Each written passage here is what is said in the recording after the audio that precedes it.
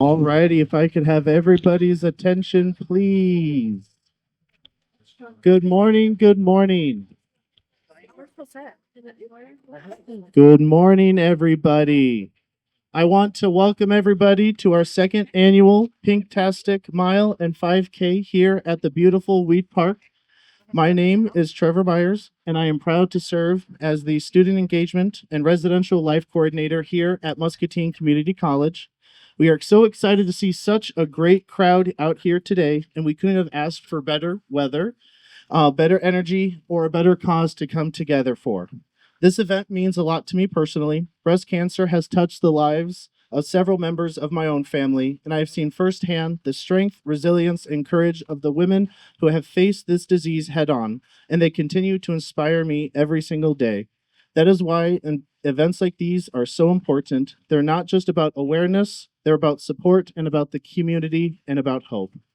While today is focused on breast cancer awareness, it is also a moment to honor and support all individuals and families affected by cancer of any kind. Today, we stand together not just as runners or walkers, but as a community committed to lifting one another up. We are incredibly thankful for the city of Muscatine for allowing us to close down Weed Park today, and a huge shout out to the Parks and Recreation Department for making sure everything was ready to go. This event truly wouldn't be possible without our amazing volunteers, the ones who helped set up this morning, set up signs, decorated, and kept everything running smoothly. Thank you for giving your time. I see you and I appreciate you. Also, I want to thank Del Wagner and the Muscatine Running Club for their continued support. You guys are the heartbeat behind so many great running events here in Muscatine and the greater community. Also, thank you to Osaka Steakhouse and Sushi Bar for graciously allowing us to use their parking lot today.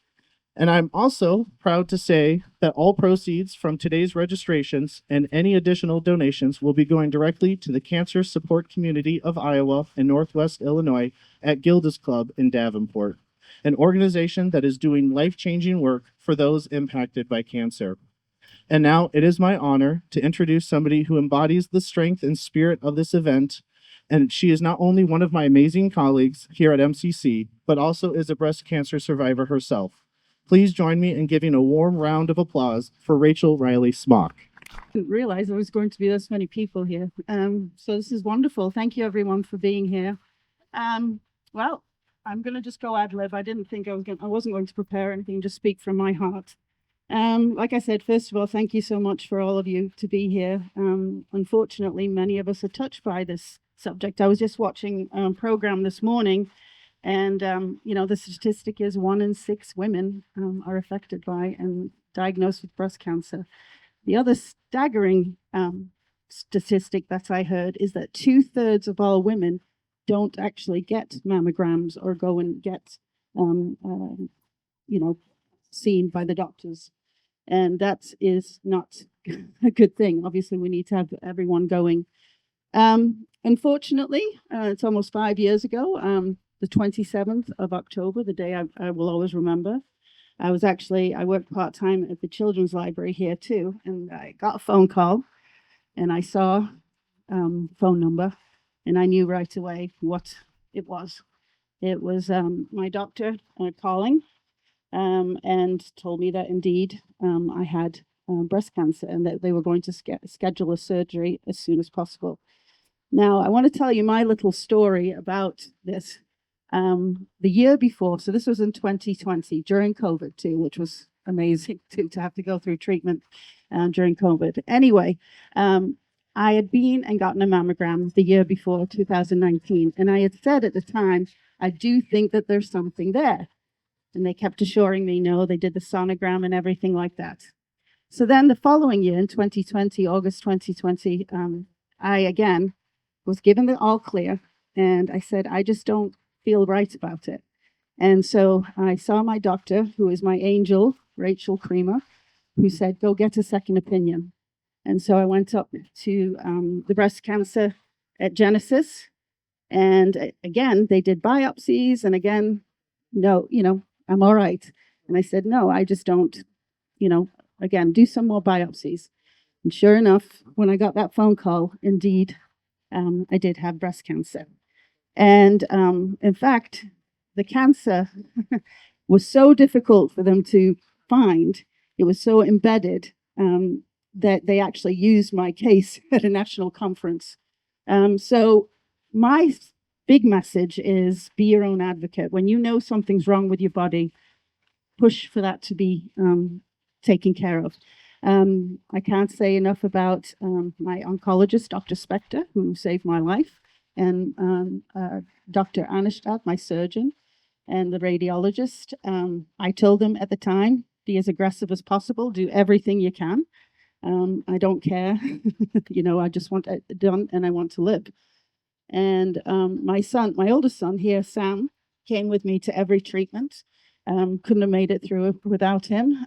I definitely told the doctors, I don't want to read the reports. I don't want, just tell me what to do. Give the information to Sam. He can read it. I just tell me what to do and I want to get on with it.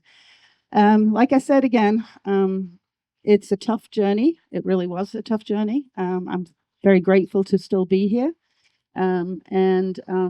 I just suggest for all, especially you women, to definitely get your mammograms. And if you know something's wrong, keep pushing and always believe in your intuition and your guts.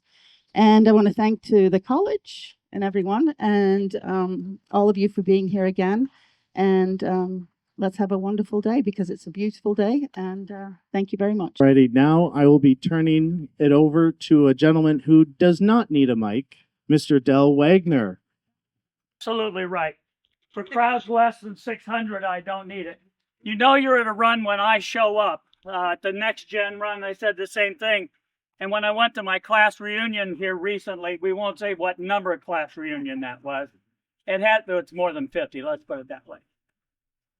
The only people that came up to me in my class reunion were people who wanted to show me a picture of their grandchild who was running cross country this season.